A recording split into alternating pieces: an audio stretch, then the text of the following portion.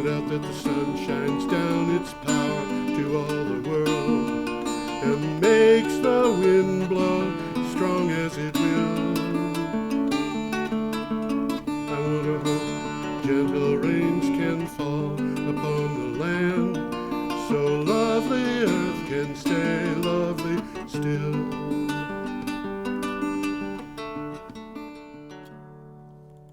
Hello, ladies and gentlemen. Welcome to the 526th edition of Energy Week with George Harvey and the amazing Tom Fennell. 526, that's a lot. That's a lot, yeah. That is a lot. So what we're going to do here is talk about news from the last week. This is the week starting June 1st and ending June 7th. And those numbers fit. Yeah, they do. We're recording this on June 8th, and the articles that we're talking about come from my blog, which is geoharvey.com, geoharvey.com. I think I spelled that right. And you can go there. It's selected from your blog. That's right. And if you want to read an article that we talk about, you can go to the blog for the correct date. As I said, we will start with the 1st of June. We'll try to keep you apprised of what dates these articles come from. And And most of these links work. I would hope that all of them work. Well, I figured it would. Yeah. Supposed to work. They're supposed to work, yes. And alternatively, you can go to the website that is listed below on the screen if you're watching this on a computer, or you can download a file which is listed on the screen below, and those are they're just titled Energy Week number 526, and well, that correct me if I'm wrong. If they show up in blue print, that means they're links. Yes, until you've clicked on them. For a lot of computers, they change the color once you've clicked on it. Uh-huh. Yeah. So we should start, I think. And as I said, we're starting. Can't dance. What's that? Can't dance. That's right. We're going to start with a picture of some wind turbines. And Well, that's what they look like to me. They do, don't they? And that countryside that they're on reminds me very much of countryside near where I lived when I was very, very young. I lived in Denver for a while, and I also lived in Atchison, Kansas. And It does not look like Vermont to me. No, that's not Vermont. Pretty sure that's not Vermont. This item is from Renews, and Tom, I'll bet you have a. I would bet that you have a title for it. I think I could come up with something reasonable. Oh, good idea. Global renewables set to break records in 2023. Yeah, global additions of renewable power capacity are expected to jump by a third this year. That's a big jump. According to the International Energy Agency, a number of global issues are driving strong deployment of solar PV and wind power to achieve a more than 440 gigawatt additional capacity in 2023. So they're talking. That's a lot. That's a lot. And you know what? Next week we're going to be talking about this, not the first day, but the second day next week, because I just saw the news. They're saying that solar capacity additions in the United States will triple in the next 5 years. Wow. Now this is capacity they're talking about. This is capacity, that's right. Capability. Yeah, and I should point out for watchers, 440 gigawatts of solar or wind power is not the same as 440 gigawatts of nuclear power, because the wind isn't always blowing, the sun isn't always shining. You have a thing called capacity factor, which is the capacity of the wind farm or the solar farm. The percentage of time that it's on. Exactly. So you take the capacity and you see how much actually is delivered during the course of the year. The capacity factor of solar can be 20% if it's good. The capacity factor of wind power can be as much as 50% or even more for offshore wind. The capacity factor for nuclear power is close to 90%. Nuclear plants don't run 100% of the time.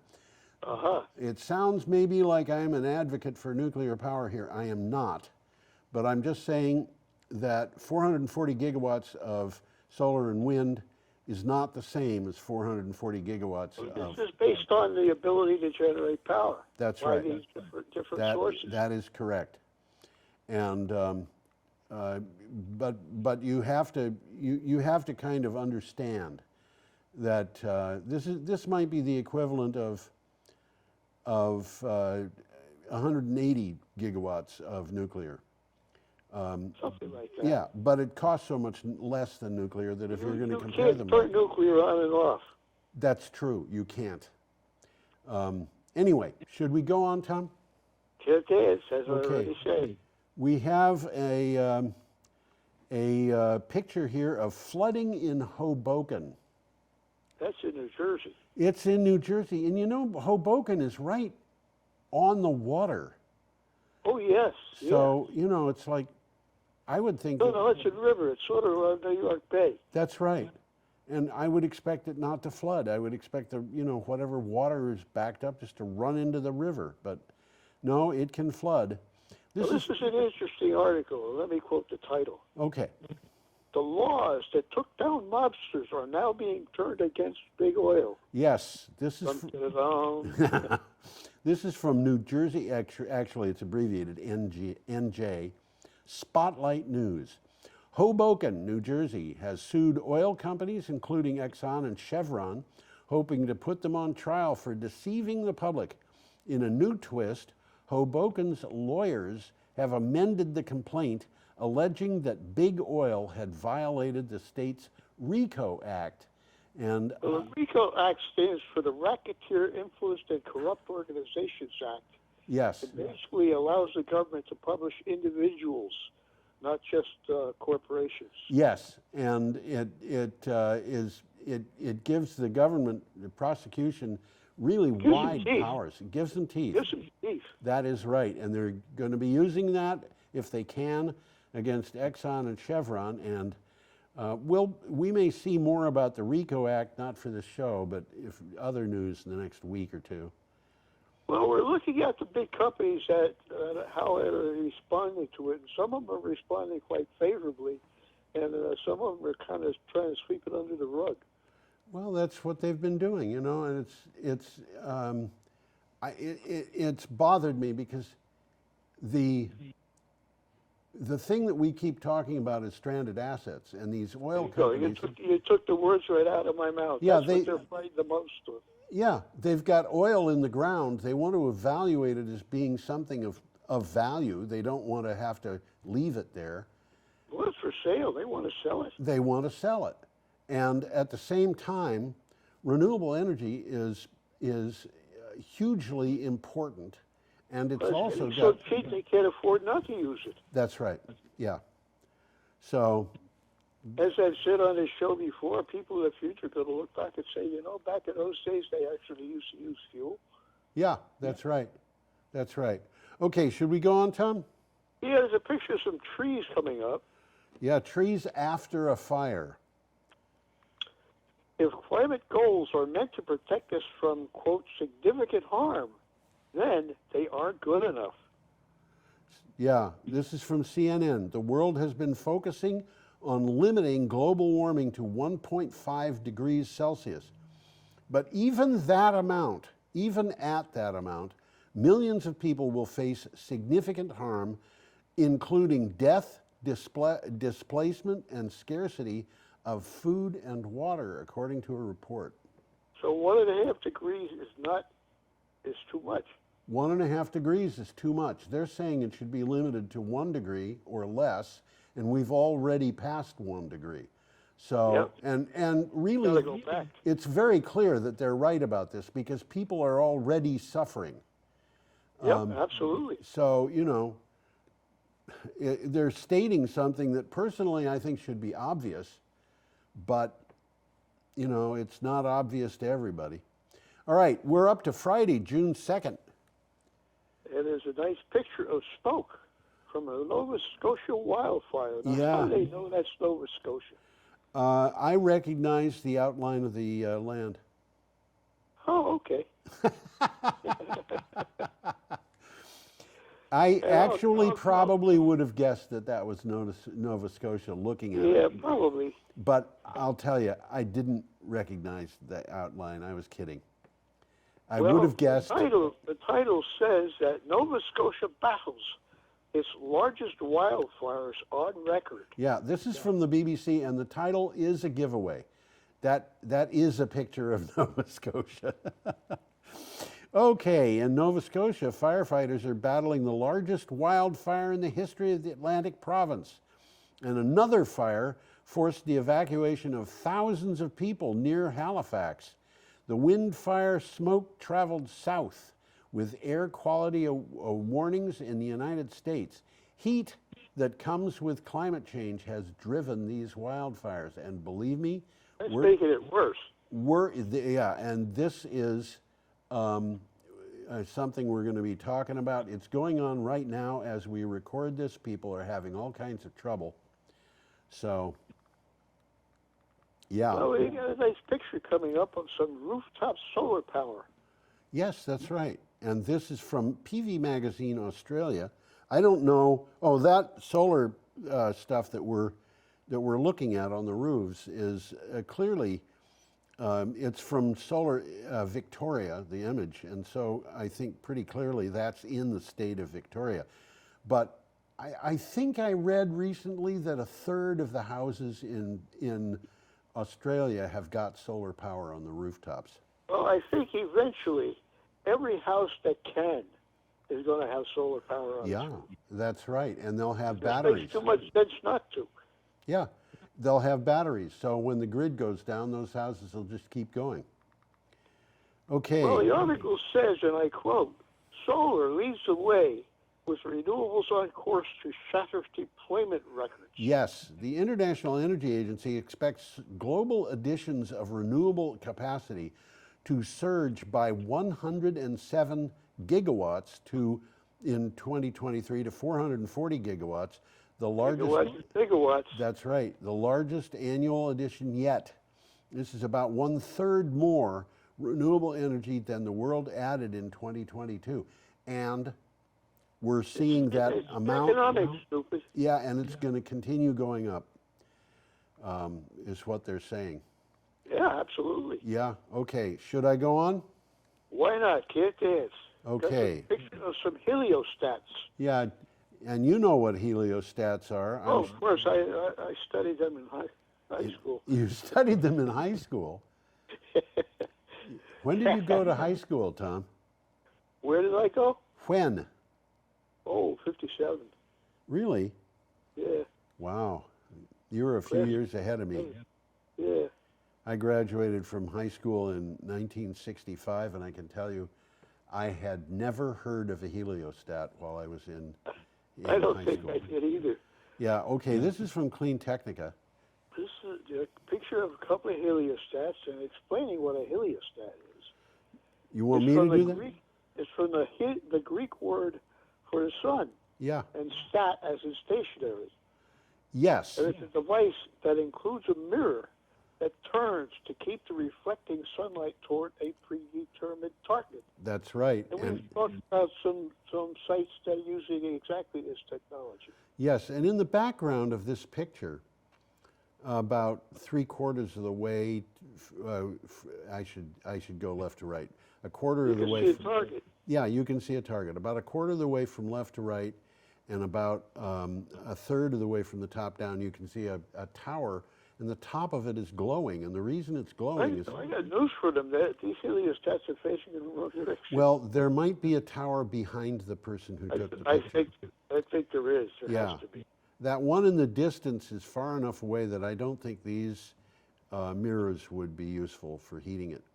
No, I think there's like two of them back to back. Yep.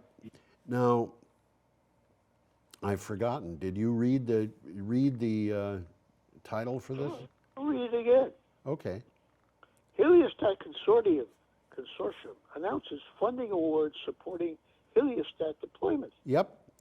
The DOE's National Renewable Energy Laboratory, the DOE is the Department of Energy for the United States, and Sandia National Laboratories, co-leads of the Heliostat Consortium, announced 7 awardees from a request for proposals aimed to achieve the DOE's goals for heliostat cost and performance. Now, this is one of 2 ways you could use solar power. yeah, it's One is to basically use solar modules, that directly turn the sun photovoltaic. Yeah. photovoltaic. And the other one is reflecting all of the light up on a tower like they show in the picture. Or you can do it, with a trough and a tube running along the trough, where the trough is a mirror that reflects onto the tube. That's another way to do it. But the advantage of this technology that you see here, and those are mirrors, and in them you see reflections of the clouds in the sky. The advantage of this technology is that it uses heat, and so the tower in the background is going to have heated salt, typically, or something. Which will run a turbine. That it will use to run the turbine. But you can heat enough to keep the turbine going for hours after the sun goes down. Uh-huh. So that's one of the big advantages of this particular thing. I don't know, but I suspect that the combination of photovoltaic with batteries is a lot cheaper than an equivalent heliostat with tower kind of thing. But I think you're right. I could be wrong, and the DOE is funding it. So I'm not going to say times they are a changing. They are. We're up to Saturday, June 3rd. Speaking of times, and I have a picture here of a Volkswagen ID Buzz.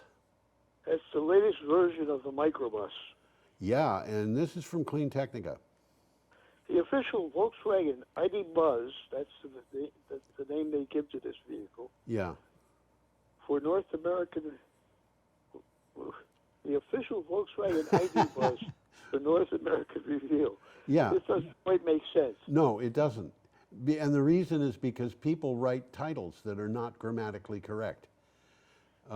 This particular title is ended with an exclamation point, but it doesn't have a verb in it, so it's not a sentence. Anyway. Well, the Volkswagen ID Buzz has been anticipated for a long time. It sure has. Should I continue reading? Why not? Okay. Rumors, speculation, and guesses about the ID Buzz have been coming thick and fast in advance of the official North American reveal on June 2nd. Now, this, of course, was reporting on June 3rd. Well, I heard one of these things, and it was set up to be a camper.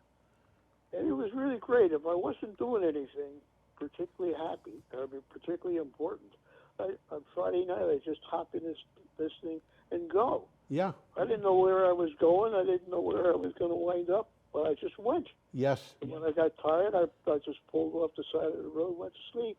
Yep. Anyway. I learned one thing, though. You never park at a supermarket parking lot, because about 4 o'clock in the morning, you're the only car in the parking lot, and the cops are going to roust you. Okay.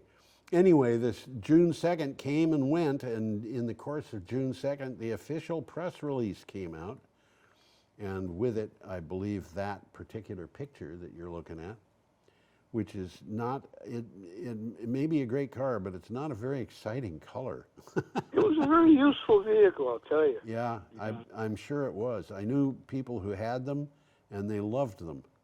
I'll tell you a funny story about it. Oh? I was driving to Brattleboro from when I was living in Wardsboro. Yeah. In my bus. And I hear thump, thump, thump. And I said, oh, this is bad. So I pull off to the side of the road. And I still hear thump, thump, thump. So I go open the door, and there inside the bus, this dog looking at me. What? Yeah, the dog had crawled in through the window, and he was hiding in the back seat. He was scratching himself. Oh, my gosh. Oh, dear. Okay. Our next item is from Clean Technica. And we are... It looks like. Yeah, we are still on Saturday, June 3rd. How fiber optic sensing and new materials could reduce cost of floating offshore wind. Yep. Two key concerns of floating offshore wind power are the potential to disrupt the clean energy space and how the offset technologies will impact marine life. Researchers developed fiber optic sensing that can monitor acoustic signals such as whale calls.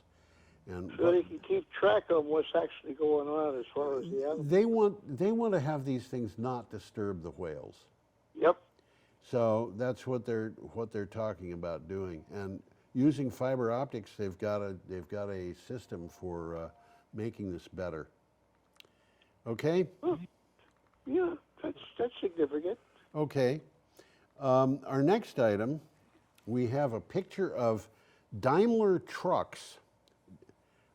These are they're Daimler trucks. And this item comes from Team Clean Technica also.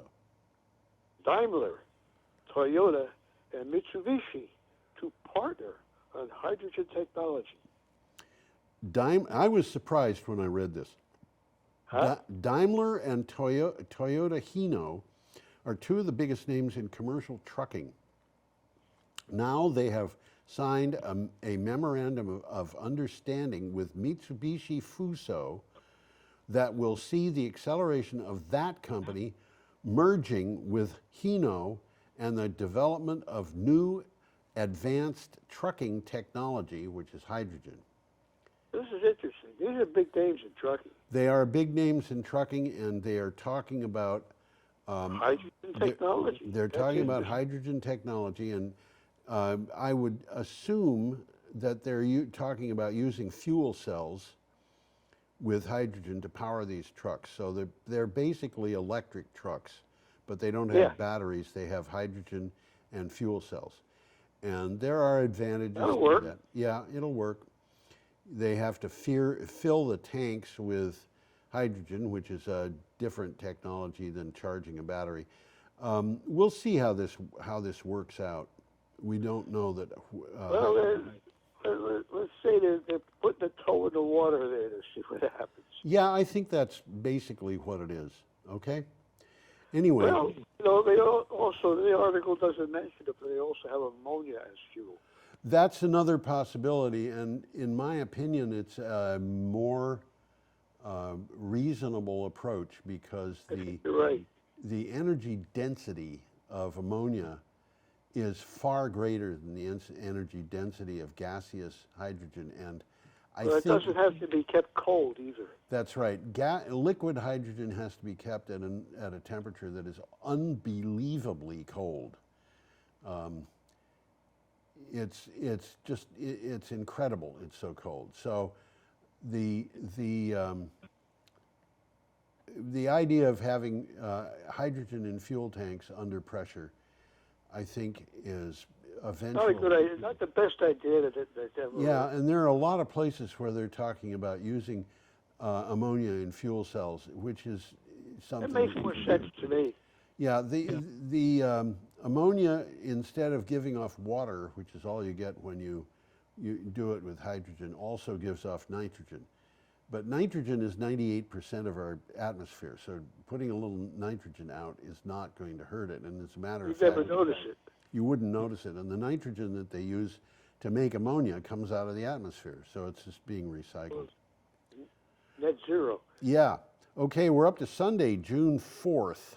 All day. All day, and we have a picture of wind turbines, a number of them in the background and one in the foreground. And you know, Tom, It's kind of a pretty picture. it's a pretty picture, but whenever I see a picture like this, my eyes hurt because of the sun shining in my eyes.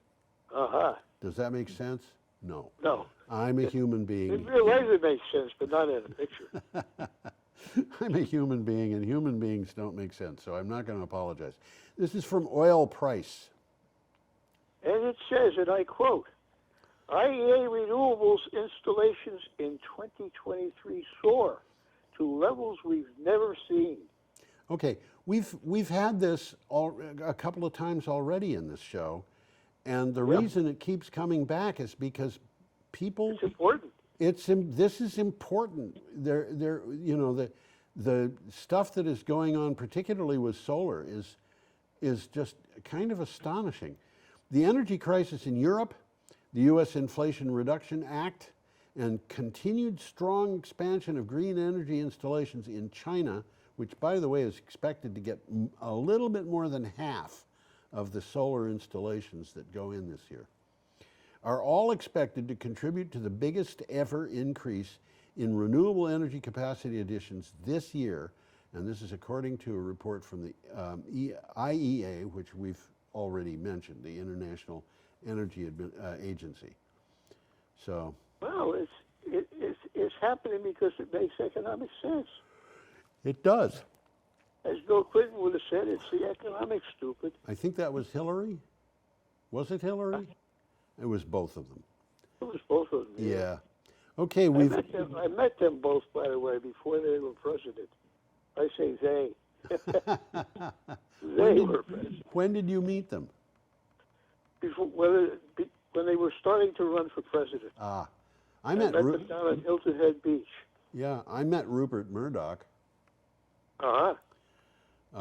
I'm not going to say that I was terribly impressed. Actually, I did meet Rupert Murdoch, and we shook hands, and I thought, this guy seems so ordinary. Well, my sister was living in Hilton Head, and I went down to visit her, and I was out on the beach, and I met these guys. Yeah. Yeah. And they were just starting to campaign. Yeah. Okay, we have a piece about Kashmir and a picture of Kashmir. I think this is kind of a lovely picture. Well, the article says, and I quote, climate change, Kashmir's agriculture and horticulture sectors are at risk. Right. In Jammu and Kashmir, unusual weather events, including heavy rain, thunderstorms, and lightning, have become more frequent. This is affecting crop productivity and fruit quality. Experts attribute the changes in the weather to climate change. Now, this is actually happening all over the world, but Kashmir is... For what it's worth, Jammu and Kashmir are what they call the larger part, the southern portion of the larger Kashmiri region. Okay. And it's disputed between India, Pakistan, and China since the mid-20th century. Yes. So it's kind of, there's something here they all want. I was talking with somebody from Kashmir years ago, and they said Kashmir has a very large amount of hydropower, which makes sense. I can believe that. Yeah, I definitely believe it's a very hilly country. It is. You can see the picture of it. And the Indians insisted that they wanted that hydropower. Now, one of the things about Kashmir is, from what I've read, it sounds like a majority of the people who live there are Muslim. But I would expect that. Pakistan and China, yeah, I would expect that. Yeah, but the people who were the nobility, the kings and so forth of that area, the petty kingdoms that were in that area, were Hindu.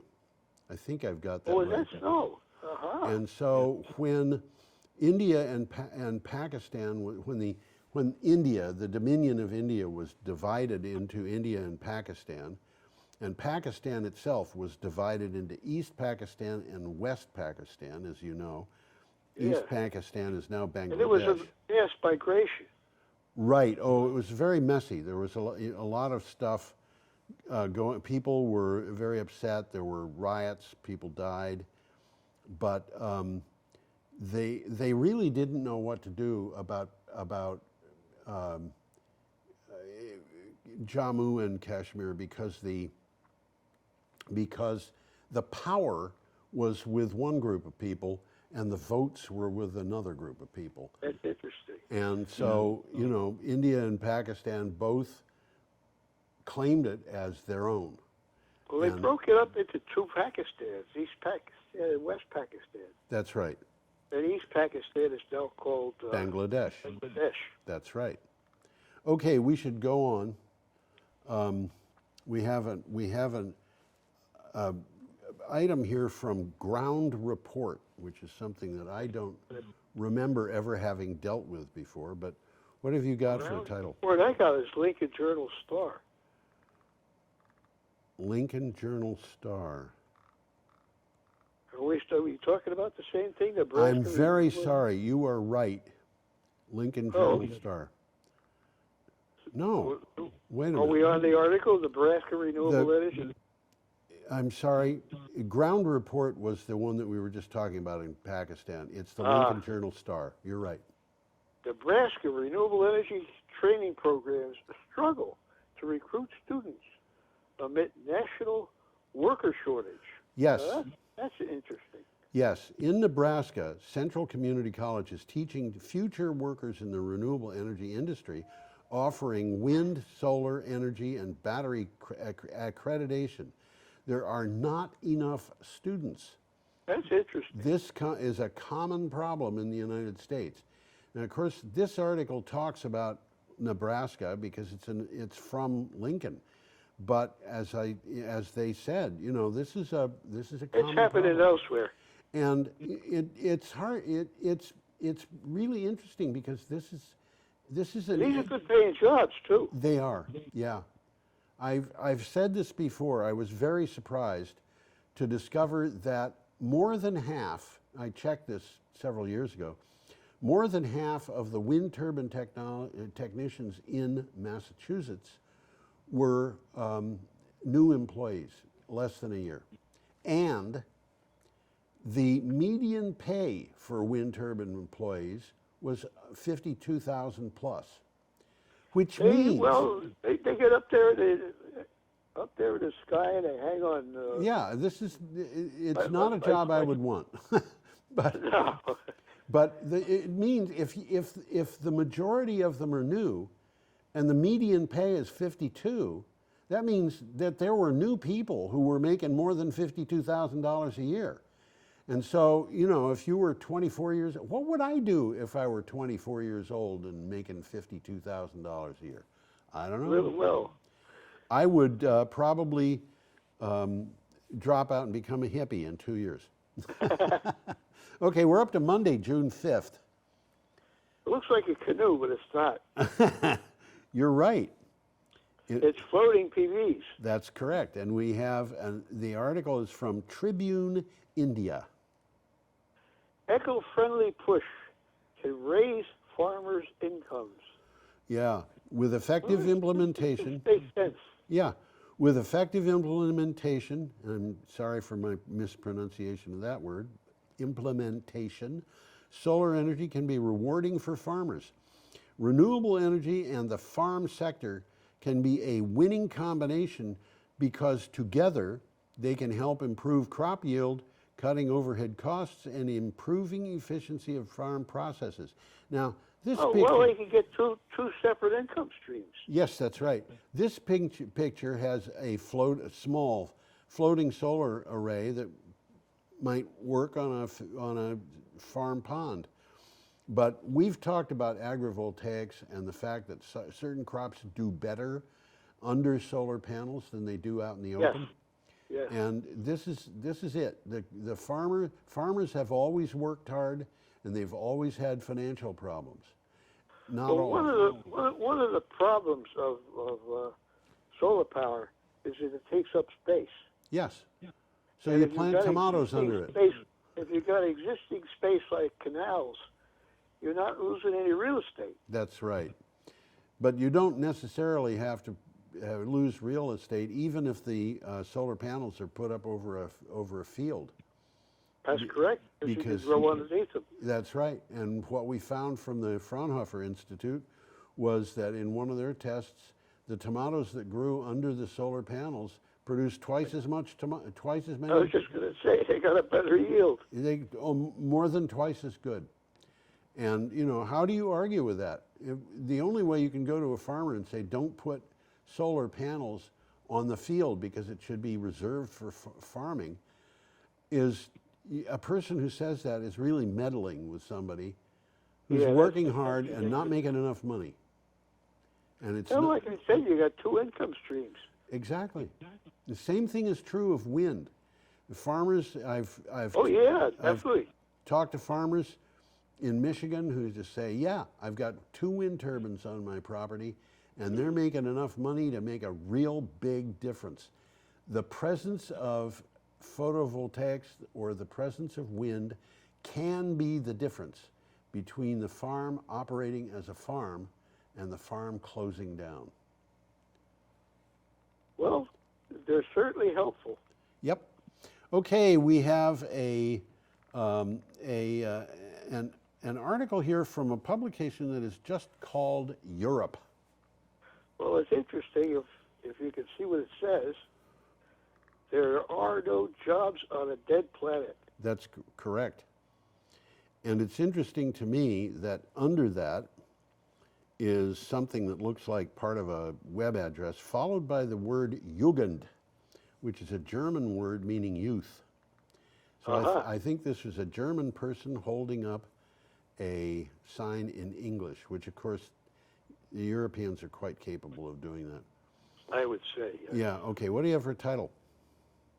Climate scientists, safe global warming limit for humans has already passed. Again, we're back to this. We mentioned it earlier. Science have long backed a goal to cap global warming at 1.5 degrees Celsius to avoid the most dangerous effects. But a new analysis says the limit to prevent significant harm for people is just 1 degree Celsius. That warning, published in the journal Nature, says the Earth has already heated up by 1.2 degrees Celsius. This is not a surprise. Stop burning things. We do. This is not a surprise to me because we're at 1.2 degrees Celsius and people are already suffering. So yeah. Okay. Should we go on, Tom? Yeah, we can move along. We got a nice picture of some penguins. We do. That is a picture of a few penguins who are just hanging out together on a breezy... That's one of the few. You think so? I think so. Okay, this is from CNN. Well, there are royal penguins on Macquarie Island. That's right. And that's somewhere between, Macquarie Island. It's southwest. It's southwest of Tasmania. I'm sorry, southeast of Tasmania. So it's south of Australia, and it's not that far from Antarctica. What do you have for a title? Australia to triple the size of a protected marine park to an area larger than Germany. Sounds pretty big. Australia plans to triple the size of the Macquarie Island Marine Park and close off an area larger than Germany to fishing and mining, the government announced, protecting millions of vulnerable seabirds and animals. The park is between Tasmania and Antarctica. And those are royal penguins on Macquarie Island. You'll notice that Macquarie Island doesn't have a whole lot of trees on it, apparently.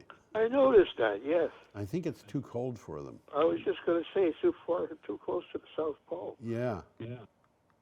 Okay, we're up to Tuesday. Birds look happy, though. What? The birds look happy, though. Oh, well, that's where they like to live.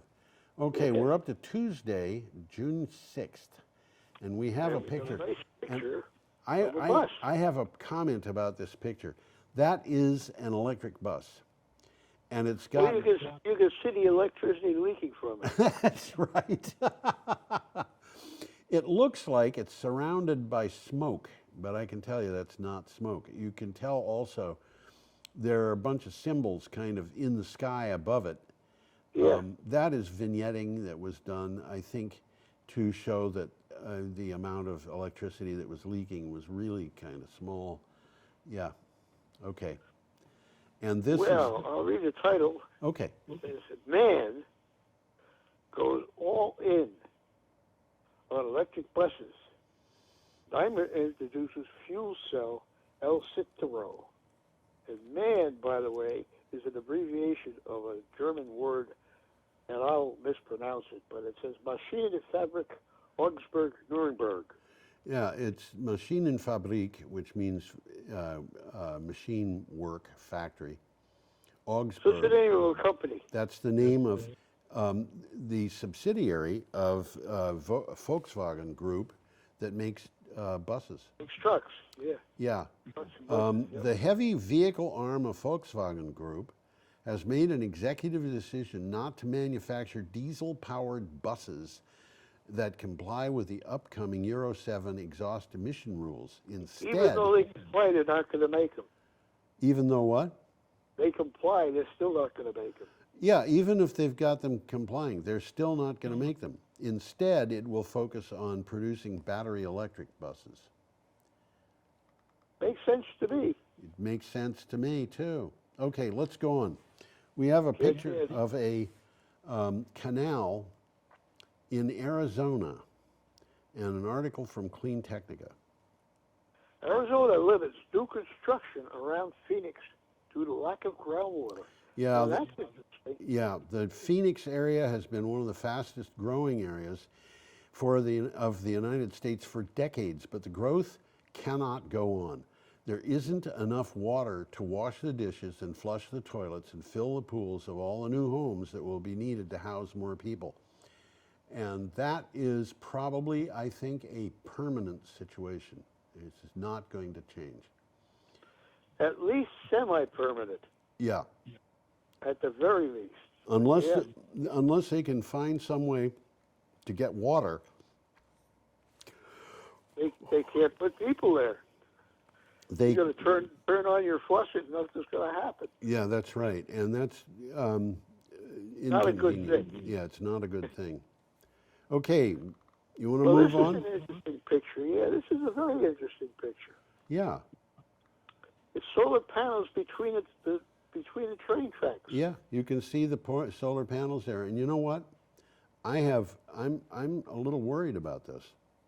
I mean, that picture is supposed to be in Switzerland, but you know, if you go willy-nilly putting solar panels between train tracks, what happens when a bull moose decides to walk across?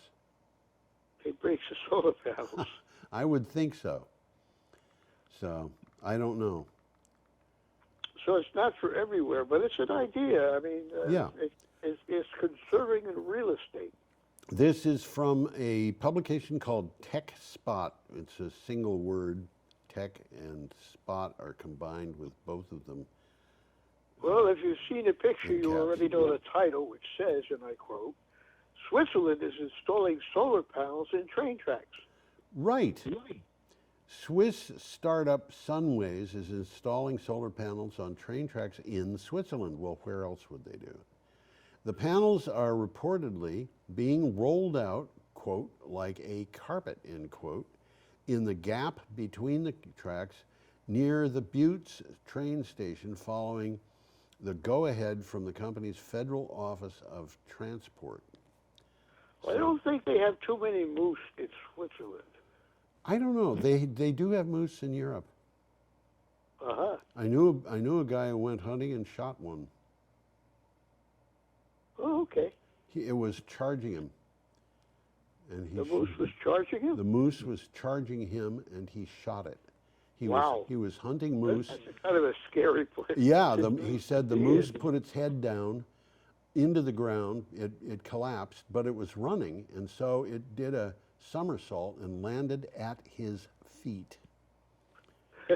And that, by the way, was a friend of mine who was Russian, and said he was about 35 miles from Moscow when he. I imagine he had to go home and change his underwear, huh? He might have. I don't know. I don't know. He was a funny guy. He went duck hunting in Connecticut in November, and he was on the shore and he shot a duck, and it fell into the water about 100 yards offshore. So he took his outer clothes out and swam into Long Island Sound in November. That doesn't sound too intelligent to me. Well, he was Russian, you know, and what can you say? Russians are among those people who know about swimming in cold water. Yeah, Okay, I guess you're right. we're up to Wednesday, June 7th, and we have an article from the Bulletin of Atomic Scientists. And it's a picture of a nuclear station. That's correct. This is the Zaporizhzhia nuclear plant, which the Russian military has taken over. Yeah, this is an interesting story if you get into the details there. Yeah. Ukrainian dam is destroyed. Nuclear power lives in a grace period. Yeah, grace period is in quotes. The Kakhovka Dam was blown up. It is critical piece of infrastructure hosting a hydroelectric plant and managing water that supplies a reservoir that supplies water for drinking, irrigation, and cooling of the upstream 6-reactor Zaporizhzhia nuclear power plant, Europe's largest. I want to comment on this a little bit. I've been kind of trying to find out what happened at this dam. Well, they don't know. The Let me just say a sentence that addresses what you're saying. Yeah. The dam, controlled by Russian forces, has been destroyed by shelling. Well, that's Ukraine's military and NATO have accused Russia of blowing up the dam, right. while Russia has blamed the Ukraine. Yes. So you've got Reuters has been unable to verify the battlefield accounts from either side. right. And I have a theory about this, Tom. Uh-huh. And the theory is nobody shelled the dam and nobody directed that it be blown up. Oh, it just happened spontaneously. Actually, yes, that's my theory. And Uh-huh. the reason is because the Russians have been going into places like the Zaporizhzhia nuclear power plant. The reports are that that plant has been mined. It's got explosives in it, so the Russians can blow it up when they want to. Now, That's interesting. that is about as stupid a thing as I've ever heard of. But if that's the way they're acting, and I believe it is, it would make sense for the Kakhovka, did I pronounce that right? Kakhovka dam to have been mined. Now, reports that I have seen say that that dam was starting to fail. Uh-huh. They had pushed the water in the reservoir to the point where it was topping the dam, and the dam was beginning to fail. Now, what I think might have happened here was that the dam did fail and set off the mines that the Russians had put into it. Uh-huh. That's interesting. I don't think this is, you know, there's been a lot of back and forth about who might have benefited from the dam being destroyed. Well, I don't think They're anybody. both pointing the finger at each other. Yeah, they're pointing the finger at each other, but I don't think anybody benefited from having this dam blown up. Or on a side view, a lot of the Russian soldiers that are there are getting sick. Yes, there are a lot of problems because of this, and it looks to me like there's more problems for the. And one thing behind it, you know, that the Ukrainians are going to be trying to get the Crimea back, and this dam was holding the reservoir that supplied 85% of the water in Crimea. Oh, wow. And that means that the Russians are going to have to withdraw people from Crimea just because people can't live there. Yeah. This is an extremely messy situation.